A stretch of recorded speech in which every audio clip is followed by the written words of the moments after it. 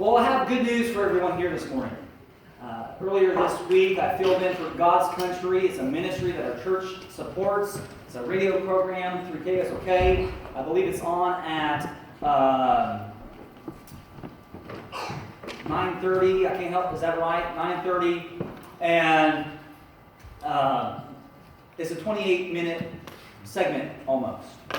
Now, unfortunately, I had to shortchange that audience because I had to compress my sermon into 28 minutes. But you have the luxury of savoring the full extent of every single word. So that's the good news for you all this morning. As we begin today, I don't really have much in the realm of an introduction except to comment on the context of our text. We pick up today right where we left off last time in Mark's Gospel. Now, please remember to this point that Jesus had ridden into Jerusalem riding on a donkey. He's been teaching in the temple, the church here in the first century for the Jews. He cursed this fig tree. Further, he cleansed the temple from the religious leaders. And all of that led to this group of religious leaders coming up to Jesus that we looked at last time, and they questioned him, "Who gave you the authority to do these things? By what right do you do and act and speak?" And we noted at the end of our time 2 weeks ago in Mark's Gospel, that Jesus left those religious leaders in the estate of their hardened hearts, their disbelief. And they questioned him, and in turn, he questioned them. They would not answer honestly, and so he said, "Well, neither will I tell you." Well, and proceeding from this dialogue that we looked at last time is our text today. Here in our text today, we see Jesus continuing to converse with these religious leaders who had come up to him and initiated this conversation. Now, with this in mind, we might be tempted to say, as Jesus has left them in their hardened condition, in the darkness of their hearts, we might be tempted to say, well, surely things cannot get much worse for these religious leaders, could it? Well, let's engage our text and find out. I invite you to please join me in your Bibles once again. I want to read verses 1 through 8. Mark 12, verses 1 through 8. "And he began to speak to them in parables. A man planted a vineyard and put a wall around it and dug a vat under the winepress and built a tower and rented it out to vine growers and went on a journey. At the harvest time, he sent a slave to the vine growers in order to receive some of the produce of the vineyard from the vine growers. And they took him and beat him and sent him away empty-handed. And again he sent them another slave, and they wounded him in the head and treated him shamefully. And he sent another, and that one they killed. And so with many others, beating some and killing others. He had one more to send, a beloved son. He sent him last of all to them, saying, 'They will respect my son.' But the vine growers said to one another, 'This is the heir. Come, let us kill him, and the inheritance will be ours.' And they took him and killed him and threw him out of the vineyard." Well, as we unpack our text today, the very first thing I want us to note is that Jesus delivers a parable. Now, we'll be spending most of our time here with this section, and then as we move on, we'll decrease our amount of time for each section, but we really need to dive down deep in this parable. I think this is easily observed that he delivers a parable. After all, Mark records, he, Christ, began to speak to them in parables. Now here at the onset of our text, I do not want to automatically assume that everyone knows what a parable is, so I want to quickly ask and answer, what is a parable? A parable is this. It is a story which uses familiar imagery from everyday life to express a spiritual truth. Let me read that again. It is a story which uses familiar imagery from everyday life to illustrate, to express spiritual truth. To say it another way, the story is not about the story, but the story points to something else. Simply put, it is an earthly story with a heavenly meaning. Now, as we think about what a parable is, I think it's important for us to understand that when Jesus spoke of parables, they were designed to present truth about the kingdom of God in a subtle way so that believers would understand, but that those outside of the kingdom would not. So he'd hope that his people would understand what he's saying, but those who were just following him as fans would not really truly comprehend every part of the parable. However, as we will see pertaining to this parable, the spiritual truth that is being presented is so clear that even these blind religious leaders could understand it. So I want to offer a softball law question here. Is the parable, it says the parable of the vine growers, is it about vine growers? We should be shaking our head. No. It is not actually about vine growers. It's about who the vine growers represent. And to help us understand this parable, let me make it explicitly clear that the vine growers in our text represent the religious leaders that Jesus is speaking to. He's in this discourse talking to these religious leaders, and he's talking about them, the vine growers, the tenant farmers, and it serves stemming all the way back to the time of Moses to John the Baptist. Now that we have a grasp on the concept of a parable, let us look at the parable Jesus delivers. Jesus shares in this parable that there was a man who planted a vineyard. But he didn't simply just plant a vineyard. He did more. We read, he put a wall around it. He dug a vat under the winepress, and he built a tower. Now, please note that probably in many of your translations, many of this verse 1 is in all caps, indicating Jesus is taking an Old Testament quote and he's using it here in the New Testament. So Jesus is quoting Old Testament. Now in this parable, there's a man plants a vineyard, and what does he do? Puts a wall around it, digs a vat, builds a tower. What do these things suggest? Well, think of it this way. What would it suggest if a church started a new ministry? The church did everything it could to ensure that it was adequately supplied, that the ministry had all its resources it needed. Or, what does it suggest when parents do all they can to help their kids succeed and go to college? They save money in a college 529 plan. They help their kids with tutors. They help put their children in ACT prep courses. What do these things communicate?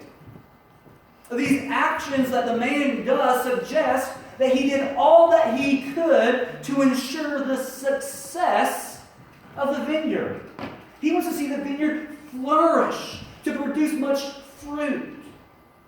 And as we have been introduced now to these two characters, we must proceed to ask, who does the man represent, and who does the vineyard represent? The man and the vineyard. The man represents God the Father. The vineyard represents Israel. I read it from Isaiah 5, verse 7. For the vineyard of the Lord of hosts is the house of Israel. So when we're looking at this parable now, this man who owns the vineyard, who planted the vineyard, is God the Father. The vineyard is God's people. And the vine growers are the religious leaders. Now, continuing in the parable, what does the man do next? He cares profoundly about this vineyard. He planted it. He did all that he could to make sure that it succeeded. What does he do? Does he stay there, water it, work it, protect it? No. He goes off on a journey. He cares for this vineyard, but he leaves. So something must happen. If the vineyard is going to be successful, if it's going to be cared for, he's not there to take care of it. So he rented it to vine growers. I don't know what your translations say, but they're tenant farmers. They would enter a pact and an agreement that you work, you take care of this land, this vineyard, you'll receive this much of the crop, and as the owner, I'll receive this portion of the crop. So he's off.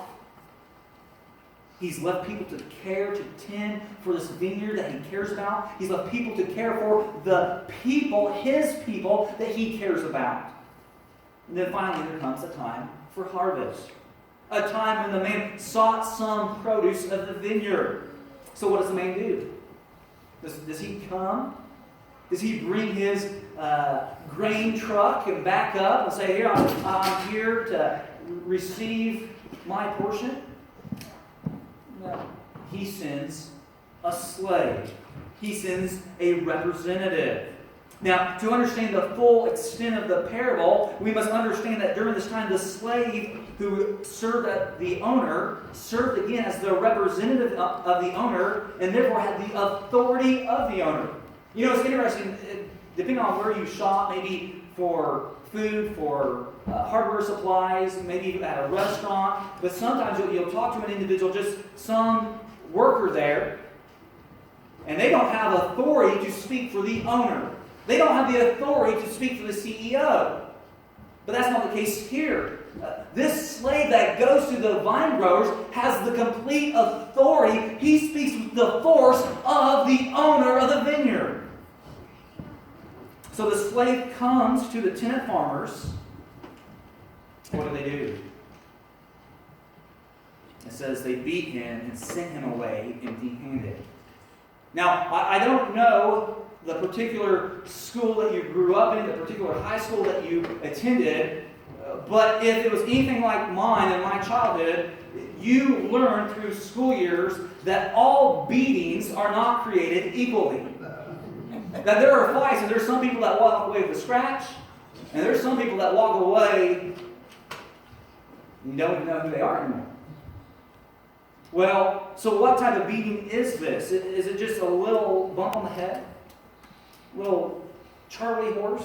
No. The beat from the Greek word duro means to smite, to thrash, and most literally, my fishermen will appreciate this, it speaks of removing the skin in a filleting manner.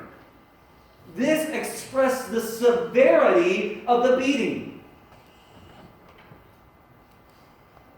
So the man leaves empty-handed, the slave, and the man, the owner, sends a second slave. The slave comes to the tenant farmers, and what do they do this time? They wounded him on the head and treated him shamefully. Wounded him on the head, literally speaks here of a blow, a strike in the head. And then treated him shamefully comes from the Greek word that can also be translated to insult or dishonor. So there's been two slaves, two opportunities. What happens next? This landowner who cares about his vineyard, he sends a third slave. And again, the slave comes to the tenant farmers, and what do they do this time? Do they change? Do they welcome him? Do they give them the right amount of produce? No, we read in our text, they killed him. Thus we see an escalation, a growing, a progressive growth of hostility. What happens next? We might be prone to say, well, surely the man will come. He sends slave after slave after slave. Surely the man will come himself and ensure that justice is done. But instead, he sends many others. You see from this, he's extended patience. See, if the owner comes, he has to ensure that justice is done. But he gives the vine growers, these tenant farmers, opportunity after opportunity. But we see the end result as he sends many others, and in turn, they're beating and killing them. Now, as we have taken note that how they've treated many slaves who the man had sent, I think this is a cruel and tragic outcome. Perhaps you already know who the slaves represent, but if not, let us ask and answer, who do the slaves represent? The slaves represent all the prophets that God has sent to his people from the time of Moses to John the Baptist. From the time of Moses to John the Baptist. Thus, this parable alludes to approximately 100 1,500 years. 1,500 years of redemptive history on display here. For 15 years, God has been patient toward these religious leaders, these vine growers. He sent his prophets to care for his people, to seek produce, to seek spiritual fruit from his people. And no matter the century, and no matter the prophet, no matter the amount of prophets, no matter what other variables there might be, there's always one result. The religious leaders always act the same way. To mistreat God's appointed and anointed prophets, even to the climatic and devious extent of killing them at times. This is supported with Hebrews 11, verses 36 through 38. Others experienced mockings and scourging, yes, also chains and imprisonment. They were stoned, they were sawn in two, they were tempted, they were put to death with the sword. They went about in sheepskins and goatskins, being destitute, afflicted, ill-treated, men of whom the world was not worthy, wandering in deserts and mountains and caves and holes in the ground. 2nd century church father Justin Martyr reports this. The prophet Isaiah was sawn in half with a wooden saw. Jeremiah was constantly mistreated, falsely accused of treason, thrown into a pit, and according to tradition, stoned to death by the Jews. Ezekiel faced similar hatred and hostility. Amos was forced to flee for his life. Zechariah was rejected. The prophet Micaiah was struck in the face. Now, as we take note of this 1,500 years of God's redemptive history, I think without doubt this would have broken God's heart. I don't think it would be a stretch to think that God would be having another Genesis 6 moment. Remember Genesis 6? When he looks at man, that the Lord saw that the wickedness of man was great on the earth, and that every intent of his thoughts of his heart were only evil continually. And the Lord was sorry that he had made man on earth, and was grieved in his heart. More than likely, I think if we were calling the shots, if we were in charge, if that was our vineyard, we'd throw up our hands. We'd give up on these people that we trusted, these vine growers, these tenant farmers. We'd give up on them, and we would seek just revenge. But not God. God extends patience beyond measure to the degree that is seen in what he does next. He sent all his slaves. What does the man do? He has one more to send. One and one alone. A beloved son. Here the parable takes a remarkable turn. Last of all, this man sent his son. His beloved son, of course, speaks of Jesus Christ, the Messiah. Remember back to the beginning of Mark's Gospel and the baptism of Jesus? And you're saying, well, no, that was about 2 years ago. But when Jesus is being baptized, God the Father speaks from heaven, this is my beloved son. So Jesus is talking about this parable, this beloved son. He's talking about himself. Here's yet another supporting text, Hebrews 1, verses 1 and 2. God, after he spoke long ago to the fathers in the prophets, so we talk about 1,500 years of redemptive history, 1,500 years almost of sin of prophets. That's, of course, with the exception of the intertestamental time when there's 400 years of no silence until John the Baptist. But so basically, 1,500 years, sin and prophets, sin into to the people through these many ways. But then in Hebrews 1, verse 2, in these last days, he has spoken to us in his Son, whom he appointed heir of all things, through whom also he made the world. The man sends his beloved son. The tenant farmers treated the slaves terribly. But what about his beloved son, this heir? They took him, killed him, and threw him out the vineyard. Two things I want to quickly note here. This, of course, speaks of what will transpire in only a couple of days. It speaks of the arrest of Jesus, the crucifixion of Jesus, which all took place by the Romans outside Jerusalem. Secondly, this shows us that Jesus knew precisely what awaited him. He knew his destiny. So this is the parable. He finishes the parable, and then what? Reading from the first half of verse 9, Mark 12:9, Jesus says, "What will the owner of the vineyard do?" Here's the story, here's the situation, here's the circumstances. Now I ask you, what will be done? The second thing I want us to note is that Jesus delivers a question. Here we see Jesus baiting the religious leaders whom he is telling this parable to. And here we simply need to see that Jesus is asking these men who are, look at the air quotes now, experts in the law. They're experts in justice. They're experts in what is right. He's asking them, what's the correct course of action? Now, this is to say, Jesus is asking these religious leaders, what does justice demand? So we take note of these religious leaders, seeking to know how the religious leaders respond.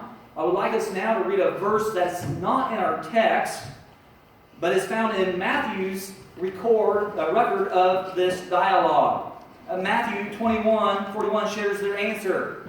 They answer him here, "He will bring those wretches to a wretched end, and he will rent the vineyard to other vine growers who will pay him the proceeds at the proper seasons." From Matthew's account, the third thing I want us to note is that Jesus receives the response. Jesus has delivered the parable. He's delivered a question, and now, through Matthew's account, we see that he receives a response. I think maybe surprisingly, these religious leaders rightly deliver the correct course of action to ensure that justice is upheld. Their response is so sharp here that they call these vine growers, these tenant farmers, wretches. And they declare that this man will bring them to a wretched end. Wretches is a word that speaks of evil, ill, wicked. These are evil, wicked men, and they will come, they say, to a wicked, evil end. Further, they understand that the man will then look at look for new vine growers to take care of this vineyard. Don't lose track of the fact that this man cares for the vineyard. He cares for his people. And he knows these tenant farmers, these people who have appointed to help them to cultivate spiritual fruit, they've not worked out. So I need to entrust my people to other tenant farmers. Coming back to our text in Mark, picking up in the middle of verse 9 through verse 11. Mark 12, 9b through 11. He will come and destroy the vine growers and will give the vineyard to others. Have you not even read this scripture? The stone which the builders rejected, this became the chief cornerstone. This came about from the Lord, and it is marvelous in our eyes. Jesus has just received the response from the religious leaders, and now these verses know that Jesus delivers confirmation. The short answer is, yeah, you're right. What you said is right. And I don't know if this would have surprised the religious leaders or not. I don't know if this is what they expected. But Jesus agrees, he confirms with their response to the parable. Now, two things I would like us to observe from this confirmation that Jesus delivers. First, the consequences of the vine growers. The consequences of the tenant farmers. Jesus confirms that the man will come and he will destroy them. Destroy from a word meaning to perish, to abolish, to put an end to ruin, to kill and declare that one must be put to death. Metaphorically, it spoke of to devote or to give over to eternal misery in hell. Jesus is saying they're going to receive their just consequence. Further, Jesus also confirms that the owner will give the care of this vineyard to others. And others, without question, refer to who? The apostles. That the Levitical priesthood, the Pharisees, the scribes, the elders, all those who have been placed in charge have not properly cared for this vineyard, so God is going to take away the vineyard and give it to the apostles. And this would come to its full fruition in when? AD 70, when the temple is destroyed. Verification of this fact. He hands it over to the care of his apostles, Jesus' disciples, and which, of course, when the end of the apostolic age comes about at the end of the 1st century, at the death of the apostle John, it is now handed over to the care of who? Elders and pastors. Elders and pastors. So that's the first thing we need to see. Jesus confirms they will be destroyed. His vineyard will be given into the hands of others who will care for his people. Second, we need to note the continuation of the Son. The continuation of the Son. In the parable, in the story, the Son is what? Dead. The beloved Son is dead. Now, hopefully, as believers, we can say, well, the Son cannot remain dead. No, there's a problem with that story. So Jesus now, with this confirmation, adds to it. That though the parable is over, the death of the Son cannot be the end of the story. Here at the end of our text today, Jesus moves from the metaphor of the vineyard to that of the building, where now he expresses the central and continual role of the Son. This comes about by his reference, the stone, the chief cornerstone. This, of course, is a very familiar symbol for the Messiah. You can look at, I'll just read these supporting texts. I'm not going to, references, I'm not going to read the text itself, just the references. Exodus 17:6, Daniel 2, verse 34, Zechariah 4:7, Romans 9, verses 32 and 33, 1 Corinthians 10:4, 1 Peter 2, verses 6 through 8, and of course, Psalm 118, verses 22 through 23. This is what Jesus quotes. So we see through all of these that the stone is the Son. John MacArthur commented on Jesus, the chief cornerstone, and writes this: Jesus, the chief cornerstone, is the eternal kingdom of God, supports the entire structure and symmetry of God's glorious kingdom of salvation. Christ is the chief cornerstone, is what everything else is built upon. God's kingdom is built upon the Son. Jesus is telling the religious leaders with the change of metaphors that, FYI, if you don't understand this, the Son does not remain dead, but he's alive. The religious leaders, of course, rejected Christ as the chief cornerstone. To them, he was unacceptable. But they were wrong. Jesus was, is, and will always be our chief cornerstone. Coming to the end of our text today, I invite you one last time to join me in your Bibles. Mark chapter 12, verse 12.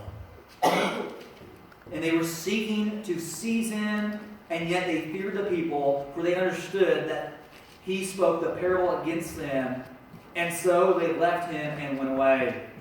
I want us to note at the conclusion, Jesus receives hostility. This is, of course, nothing new. But it's interesting. Somewhere in the parable, Jesus asked them about the parable, what's going to happen to these vine growers? And those wretches, those evil men, will come to an evil fate. But somewhere, the lights come on. Well, he's talking about us. It's just like all of a sudden, he's talking about us. We're the vine growers. And somewhere in the discourse, in Luke's account, Luke 20:16, when they heard it, they said, "May it never be." This comes across in one of the strongest Greek negative forms. It's a prohibition. This will not happen. The vine growers will not come to an end. The vineyard will not be taken from their hands. And in the final response, as they are filled with rage, the religious leaders seek to seize Jesus. Of course, they're fearful of men, so they do not. Coming to an end of our time in our text today, we end with two closing application points. We look at this parable, and almost everything that's been said thus far has to do primarily with who? The vine growers. Jesus is speaking to the religious leaders. And so you're here and you're thinking, I'm not a religious leader.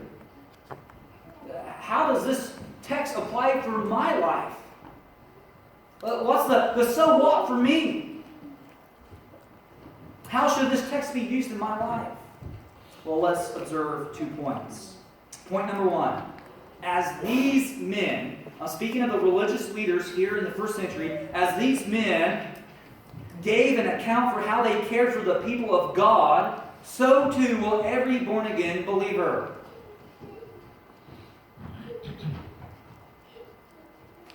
Let me read that again. As these men in this parable, as these religious leaders in the first century were held accountable for how they cared for the people of God, how they cared for the precious vineyard, so too will every single born-again believer be held accountable for how they care for the people of God. Now, of course, we understand that those who serve in the capacity of elders, deacons, and teachers in a church will be held to a more thorough and higher standard, thus necessitating that we proceed to these roles with caution. But brothers and sisters, do not be under the idea that if you do not serve in these capacities, if you're not an elder, if you're not a diaconate member, do not be under the false illusion that you will not be held accountable for how you cared for the people of God. There's application in this text for all of us. We're reading from 1 Peter 2, 9 and 10. Peter writes, "But you," writing to believers, New Testament, New Covenant believers, you are a chosen race, a royal priesthood, a holy nation, a people for God's own possession, so that you may proclaim the excellencies of Him who called you out of darkness into His marvelous light. For you were once not a people, but now you are the people of God. You had not received mercy, but now you have received mercy. So we ask ourselves, have we, or singular, have I received mercy? If you're born again and you receive the mercy of God, then that you is